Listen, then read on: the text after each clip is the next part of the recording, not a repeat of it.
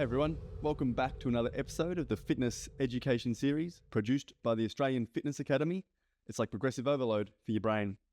I'm your host, Tom Rock, and today's episode I want to touch more on things that I learned in my PD session with Third Age Fitness. And if you haven't listened to last week's episode, I mentioned the PD session in last week's episode, so definitely check that one out because that's another great little takeaway that I had from this PD session. But this episode, I wanted to go a bit more in depth into things that I got out of it and Third Age Fitness in general. So if you haven't heard of Third Age Fitness, it's a great little business run by a mother and daughter, and they did a really, really good job of presenting, but their expertise is in training older adults. And they have some, if you jump on their website, which I'll put a link to the link in the description to their website, jump on there. If you're currently a PT in the industry or you're thinking about getting in the industry soon, or you're studying currently and older adults is an area of interest, or you're currently a PT and you've got some clients that are potentially being referred to you or approaching you, and you're not exactly sure what to do with them, or looking for ideas to implement with your older adult programs and training sessions, I can definitely recommend Third Age Fitness as a resource and a go-to to potentially upskill. And if you've got if you're a PT manager and looking to upskill some of your staff, great little workshop that they do run. So definitely cannot recommend highly enough. Get them in. I believe I've got their names here. It is, I'll get it right. I do want to get it right. Trudi and Carol, I believe, off the top of my head, if I can find it. Yes, Carol and Trudi, mother and daughter, and they are absolutely phenomenal at what they do. So I'm going to go through some of my takeaways today, but I definitely would recommend, if you want to get more into the training side of things, how they implement these, their training sessions and what they do, definitely get in touch or have a look at their website. They've got lots on there to help out a range of trainers for a range of different sessions or ideas and things like that. So lots of different products to suit you for sure. But one thing I wanted to discuss is what I learned about the benefits of exercise for older adults. And I've always been a huge pusher of exercises for everyone, and older adults absolutely. And my benefits, or what I've always focused on, generally is obviously cardiovascular health and I guess improving longevity and maintaining quality of life for as long as possible. And a big one I think is sarcopenia, which is age-related muscle loss. And resistance training is a great way to slow down sarcopenia or age-related muscle loss as much as possible.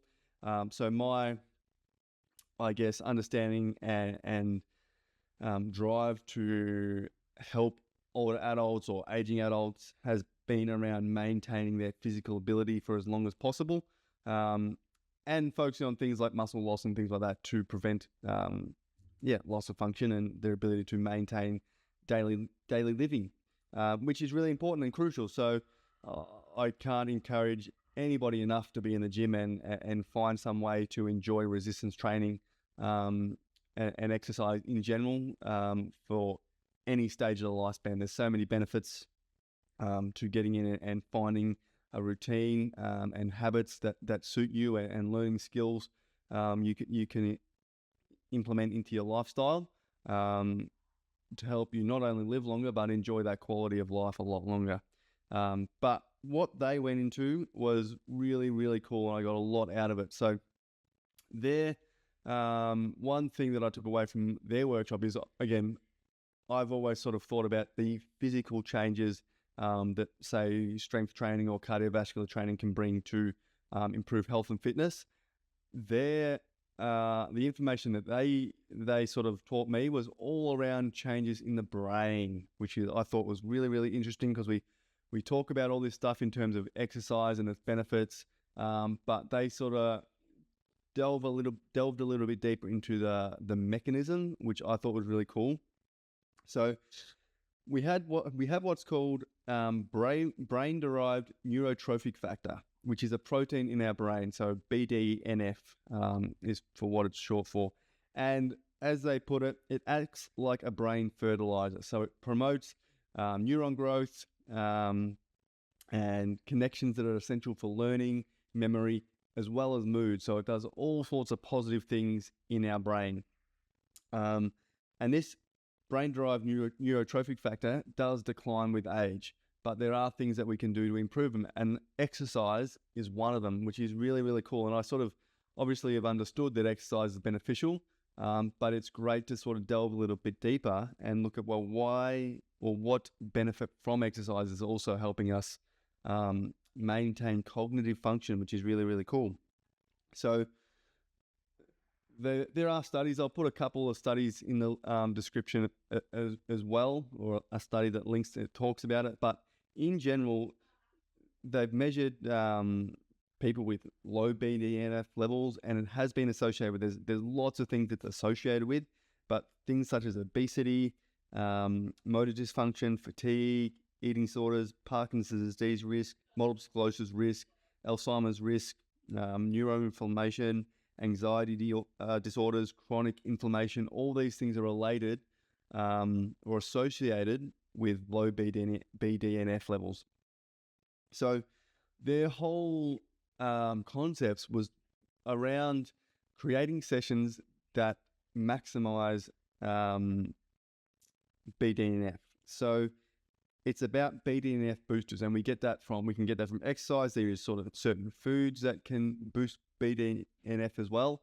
But I'll sort of speak more to the activities. But general exercise, any yoga, tai chi, walking, swimming, jogging, weightlifting, any sort of exercise is going to increase BDNF levels. So it's going to boost our BDNFs. And when we talk about exercise and coordination, which when we talk about adults, falls are a common can be a common occurrence, and things that we're trying to potentially hoping that our exercise programs help prevent the risk of falls. If someone falls and they get injured, that's more time that they potentially can't train, which has a flow-on effect. So reducing falls is a huge component, and one thing that I thought, well, if I'm doing strength training and cardiovascular training, they're sort of maintaining the muscle mass, which is going to help reduce the incidence of falls. Except what I learned is that falls aren't inherently always about balance.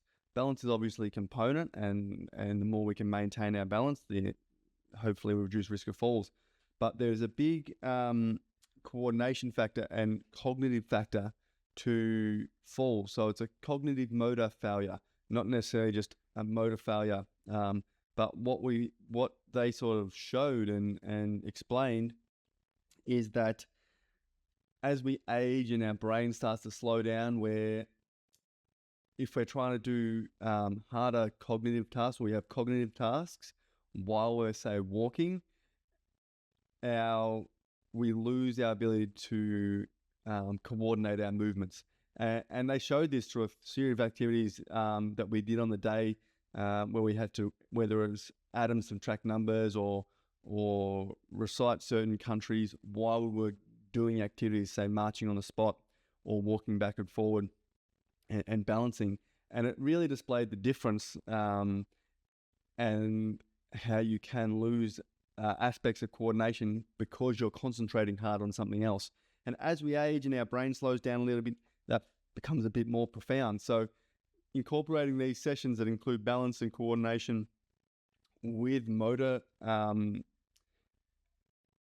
control exercises or motor exercises is a great way to sort of boost the BDNF levels and maximize outcomes for older adults. So they had a range of really, really good programs and exercise suggestions and progressions, which I think was important to take older adults through, in terms of starting at sort of a low complexity, and then as they get better, or as we sort of work through a bit of a framework with their progression, we can progress them like we would progressively overload a normal resistance program.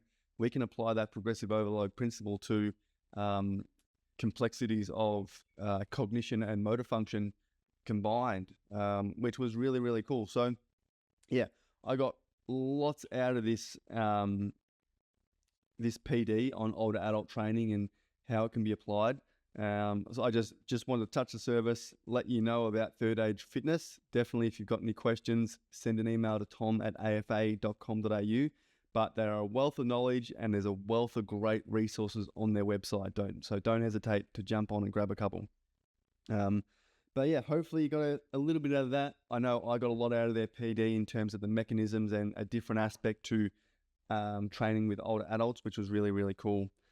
But if hopefully you got it like that, guys. If you do have any other questions or topics you would like me to cover, please email tom@afa.com.au. Happy to discuss any topics you guys would like me to hear about.